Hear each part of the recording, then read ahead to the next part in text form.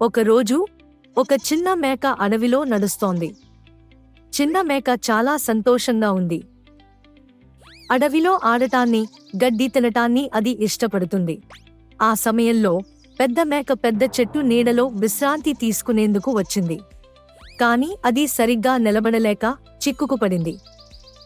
కాళ్ళు గందరగోళమై శ్వాస తీసుకోవడం కష్టమైంది. చిన్న మేక దగ్గరికి వచ్చి అడిగింది, పెద్ద మేక, నువ్వు చిక్కుకుపోయావా? పెద్ద మేక కొంచెం ఆందోళనతో చెప్పింది, అవును చిన్న మేక, నువ్వు కొంచెం సహాయం చేస్తావా? చిన్న మేక భయపడకుండా త్వరగా పెద్ద మేక దగ్గరికి వెళ్ళింది. అది పెద్ద మేకకు మరియు చెట్టుకు సహాయం చేసింది. పెద్ద మేక ఆనందంగా చిరునవ్వు వేసింది. నువ్వు చాలా మంచి చిన్న మేక. నీ సహాయం లేకపోతే నేను ఏమి చేస్తానో తెలియదు, పెద్ద మేక చెప్పింది. చిన్న మేక సంతోషంగా చిరునవ్వు వేసింది. అది ఆలోచించింది, ఎప్పుడూ మంచి పనులు చేయాలి, ఇతరులకు సహాయం చేయాలి. కొన్ని రోజులు తరువాత చిన్న మేక ఒక నదీ పార కట్టడానికి ప్రయత్నిస్తోందిలో చిక్కుపడింది. నది నీరు వేగంగా ప్రవహిస్తోంది. ఎవరూ దగ్గరలో లేరు. అప్పుడు పెద్ద మేక వచ్చింది. అది చిన్న మేకను నీటిలోంచి రక్షించింది. చిన్న మేక సంతోషంగా చిరునవ్వు వేసింది. చూడు, మంచి పని చేస్తే మంచి ఫలితం వస్తుంది అని ఆలోచించింది. అదే రోజు నుండి చిన్న మేక మరియు పెద్ద మేక మంచి స్నేహితులయ్యారు మరియు ఎల్లప్పుడూ ఒకరికి ఒకరు సహాయం చేశారు. మంచి పనులు చేయండి, మంచి ఫలితం వస్తుంది. ఒక పచ్చని అరణ్యంలో కోతి, జింకపిల్ల మరియు తాబేలు ముగ్గురు మంచి స్నేహితులుగా జీవించేవారు. వారు ప్రతిరోజూ కలిసి ఆడుకునేవారు. కోతి చెట్లపైకి ఎక్కి పండ్లు తెచ్చి అందరికీ ఇస్తుంది.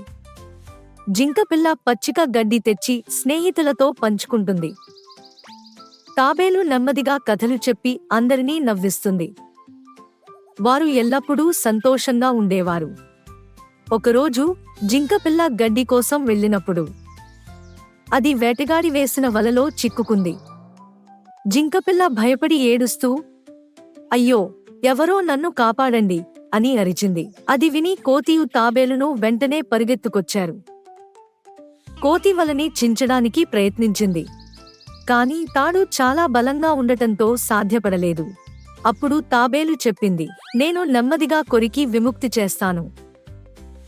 తాబేలు తన పదునైన పళ్లతో తాడును కొరికి మెల్లగా జింకపిల్లను విడుదల చేసింది. జింకపిల్ల ఆనందంతో ఎగిరి ఆడింది. అప్పటికే వేటగాడు వచ్చాడు. తాబేలు నెమ్మదిగా ఉండటంతో అతను దాన్ని ఎత్తుకున్నాడు. కోతి, జింకపిల్ల ఇద్దరూ కలిసి బిగ్గరగా అరిచారు. వేటగాడు భయపడి తాబేలును కింద వేసి పరుగెత్తిపోయాడు.